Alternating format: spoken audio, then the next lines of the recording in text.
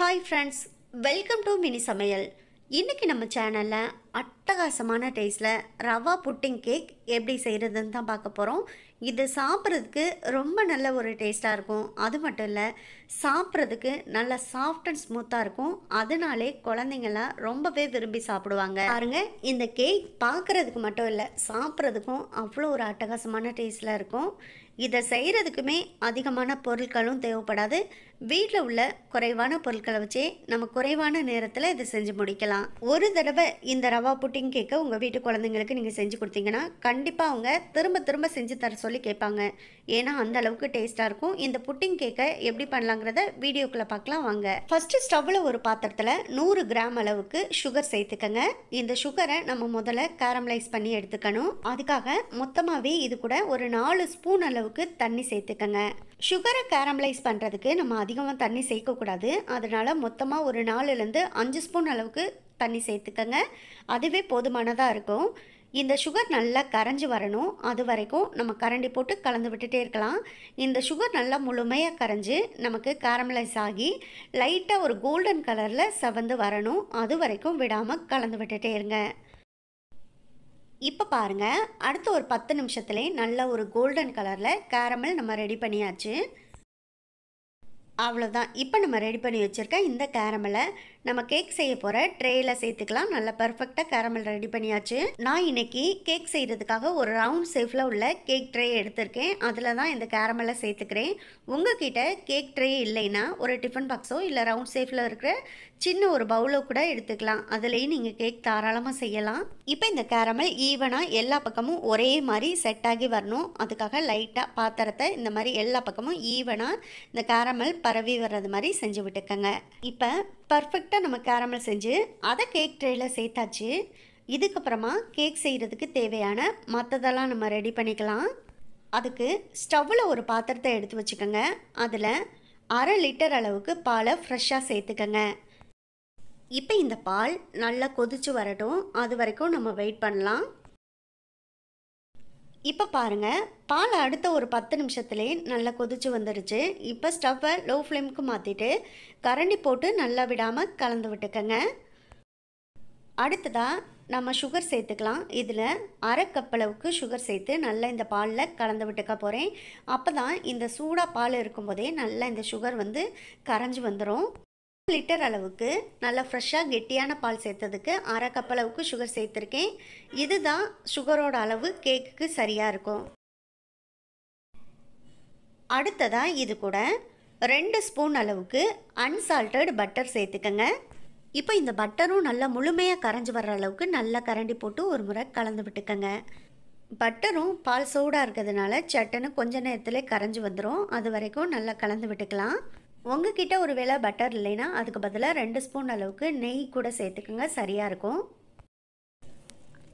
பாருங்கள், இப்போ பட்டரும் நல்லா முழுமையாக கரைஞ்சி வந்துருச்சு. அடுத்ததாக இது கூட 3 ஸ்பூன் அளவுக்கு ரவை சேர்த்துக்கங்க. 1/2 லிட்டர் அளவுக்கு பால் சேர்த்ததுக்கு 3 ஸ்பூன் அளவுக்கு ரவையே போதுமானதாக இருக்கும். இப்போ இந்த ரவை இந்த பாலோட சூட்லேயே நல்லா வெந்து வரணும். ரவை வேகிறதுக்கு ரொம்ப நேரம் ஆகாது. அடுத்த ஒரு 2-3 நிமிஷத்துலேயே நல்லா சாஃப்டாக வெந்து வந்துடும். அது வரைக்கும் கரண்டி போட்டு நல்லா விடாமல் கலந்து விட்டுட்டே இருக்கலாம்.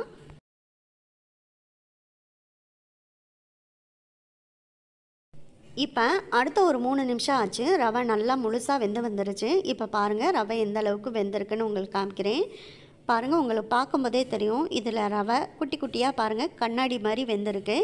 இந்த அளவுக்கு ரவை வெந்து வந்தாலே போதும். இந்த மாதிரி வெந்தாலே நல்லா சாஃப்டாக இருக்கும். இப்போ கேக்குக்கு தேவையான ரவையும் பாலில் முழுமையாக வெந்து வந்துருச்சு. அது மட்டும் இல்லை, கடைசியாக பார்த்தீங்கன்னா பட்டர்லாம் பாருங்கள், நம்ம சேர்த்துருக்க பட்டர்லாம் மேலே அழகாக பிரிஞ்சு வந்துருச்சு. இது ஒரு பக்கம் ஆறட்டும். மற்றதெல்லாம் நம்ம கேக்குக்கு ரெடி பண்ணிக்கலாம். அதுக்காக ஒரு பவுல் எடுத்துக்கங்க. அதில் 2 முட்டை சேர்த்துக்கங்க. கூடவே இந்த முட்டையோட பச்சை வாசனை தெரியாமல் இருக்கிறதுக்காக 1 ஸ்பூன் அளவுக்கு வெண்ணிலா எசன்ஸ் சேர்த்துக்கங்க. இப்போ இந்த முட்டையை நல்லா ஒரு விஸ்கு வச்சு விடாமல் கலந்து விட்டுக்கோங்க. ஒரு 2-3 நிமிஷத்துக்கு அடித்து கலந்து விட்டுக்கோங்க. அப்போது இந்த முட்டை வந்து நல்லா இந்த மாதிரி நுரப்பொங்க வரும். அது வரைக்கும் அடித்து விட்டுட்டு நம்ம வேக வச்சுருந்த ரவையை இது கூட சேர்த்துக்கலாம். ரவையை ரொம்ப சூடாக சேர்க்குறதுனால முட்டை வந்து இந்த சூட்லேயே வெந்து திரிஞ்சு வந்துடும். அதுக்காக ரவையை சேர்த்துட்டு இருக்கும்போதே ஃபஸ்ட்லேருந்தே நல்லா முட்டையை விடாமல் கலந்து விட்டுட்டே இருங்க. அப்போ தான் இந்த ரவை கூட சேர்ந்து முட்டை நல்லா கலந்து வரும்.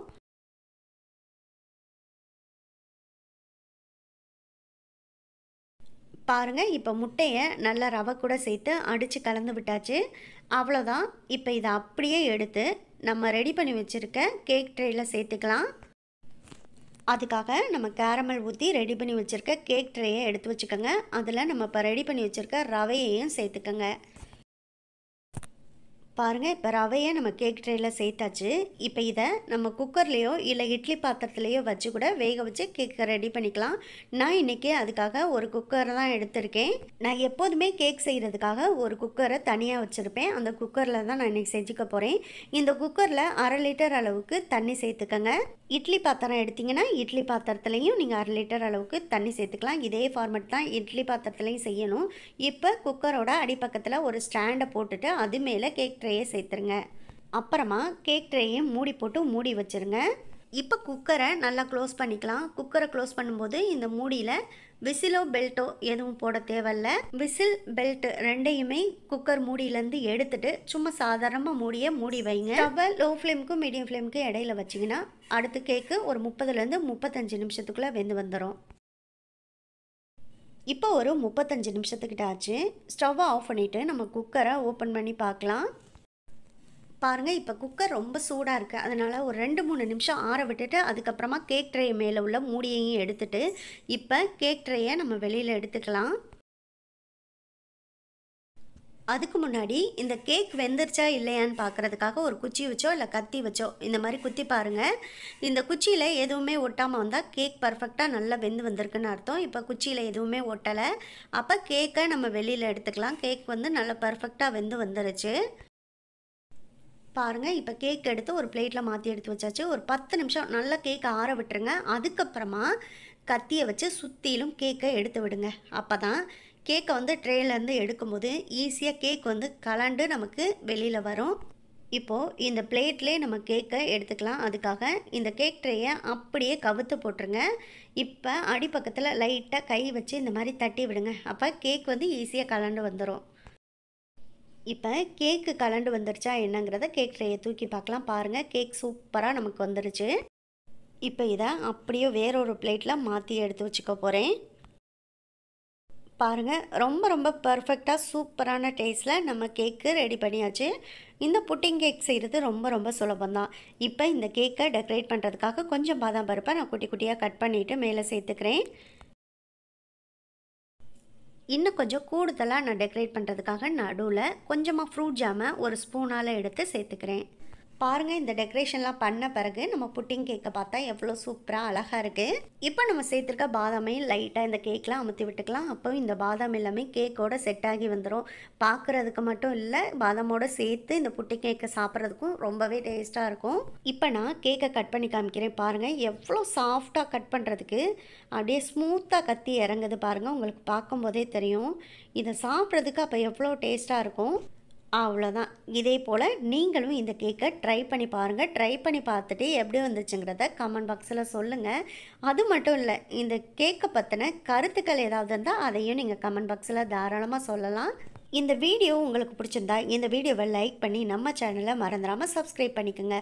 பக்கத்தில் உள்ள பெல் ஐக்கானையும் கிளிக் பண்ணி வச்சுக்கிட்டிங்கன்னா நான் போடுற குக்கிங் வீடியோ உடனுக்குடனே உங்களுக்கு வந்து சேரும். உங்கள் ஃப்ரெண்ட்ஸ் அண்ட் ரிலேட்டிவ்ஸ் எல்லாருக்கும் ஷேர் பண்ணுங்கள். இதே போல் அடுத்தடுத்து நல்ல நல்ல வீடியோவில் சந்திப்போம். ஓகே, பாய். இந்த கேக் ரெசிபி உங்களுக்கு பிடிச்சிருந்துச்சுன்னா நம்ம கமெண்ட் பாக்ஸில் ஹார்ட் சிம்பிள் போடுங்க.